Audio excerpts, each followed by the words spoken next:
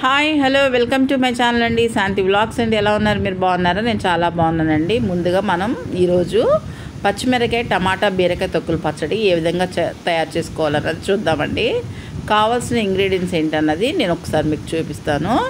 చూడండి, ముందుగా కొన్ని పచ్చిమిరకాయలు తీసుకున్నానండి. ఈ విధంగా పచ్చిమిరకాయలు ఎక్కువ తీసుకున్నాను అనుకోకండి, ఎందుకంటే అవి అంత మంట ఉండవు. అలాగే కొన్ని టమాటాలు, కొన్ని బీరకాయ తొక్కులండి, అలాగే జీలకర్ర, వెల్లుల్లిపాయ, కొద్దిగా చింతపండు, అలాగే టేస్ట్కి తగ్గట్టుగా సాల్ట్ వేసుకుందాము. ముందుగా స్టవ్ వెలిగించేసుకొని ఈ విధంగా కళాయి పెట్టుకొని పచ్చిమిరకాయలు బీరకాయ తొక్కులు వేయించుకోవడానికి కావాల్సినంత ఆయిల్ని ఈ విధంగా పోసుకోవాలండి. సరేనా?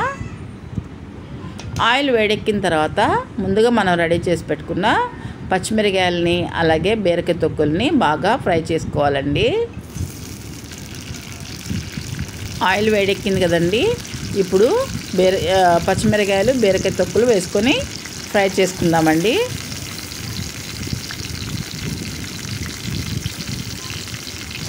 ఈ విధంగా వేసేసుకున్న తర్వాత గరిటతో ఒకసారి మొత్తంగా కలిపేసుకొని చక్కగా ఫ్రై చేసుకుందామండి.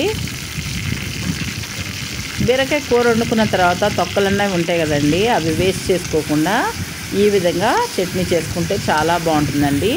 ఈ చట్నీ గురించి చాలామందికి తెలిసే ఉండొచ్చు, తెలియని వాళ్ళకి తెలియచేద్దామన్న చిన్న ప్రయత్నం మాత్రమేనండి. ఇది కూడా చూపించాలని మీరు అనుకోవద్దండి, ఎందుకంటే దీన్ని కూడా ఇష్టపడే వాళ్ళు ఉంటారు కదా. సరేనా? ఈ విధంగా మధ్య మధ్యలో కూడా గరిటతో మనం కలుపుకుంటూ ఫ్రై చేసుకోవాలండి. చక్కగా బీరకాయ తొక్కులు పచ్చిమిరకాయ అన్నది బాగా ఫ్రై అయిపోతే పచ్చడి అనేది మంచి టేస్ట్ ఉంటుందండి.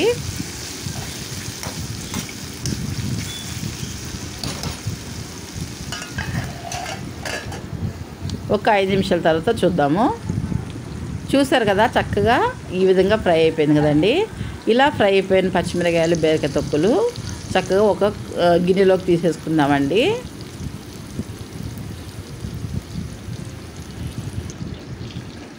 ఇలా మొత్తం తీసేసుకోవాలి ఒక గిన్నెలోకి. నా వీడియోస్ అన్నీ కంపల్సరీ చూడండి ఫ్రెండ్స్. సబ్స్క్రైబ్ చేసుకోండి, కాస్త ఎంకరేజ్ చేయండి. చూస్తున్నారు కానీ సబ్స్క్రైబ్ చేసుకోవట్లేదు, సరేనా? లైక్ చేయండి. అలాగే కొంచెం ఆయిల్, ఇంకా టమాటా కూడా ఫ్రై అవ్వాలి కాబట్టి ఇంకొంచెం ఆయిల్ వేసుకుందాము. ఆయిల్ బాగా వేడెక్కిన తర్వాత మనం ముందుగా కట్ చేసి పెట్టుకున్న టమాటాలను కూడా దీంట్లో, అలాగే చింతపండుని కూడా వేసేసుకుందాము. ఇప్పుడు ఈ పచ్చిమిరకాయల్లోకి జీలకర్ర, వెల్లుల్లిపాయ కూడా వేసుకుంటున్నాను. చూడండి,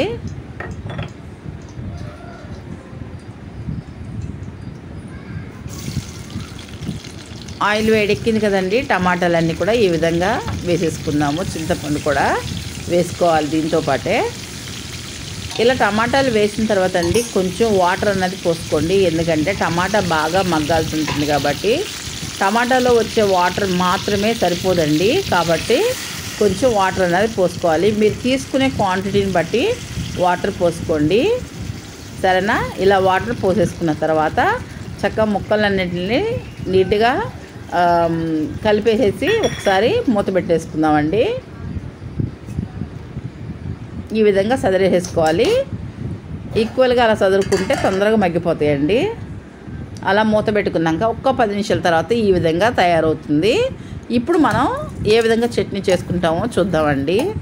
మిక్సీలో మనకి రోట్లో చేసినట్టుగానే రావాలంటే పచ్చిమిరకాయని బీరకాయ తొక్కుల్ని కచ్చా పచ్చగా మాత్రమే పట్టుకోవాలండి మిక్సీ, సరేనా? బాగా మెత్తగా అవనివద్దండి, జస్ట్ ఊరిని అలా ఆన్ చేసి ఆఫ్ చేస్తే సరిపోతుంది. చూడండి, నేను చేసి చూపిస్తాను ఒకసారి. చూసారు కదా, ఈ విధంగా కచ్చా పచ్చగా నలుపుకోవాలి. తర్వాత దీంట్లోకి టమాటాని వేసేసుకుందామండి.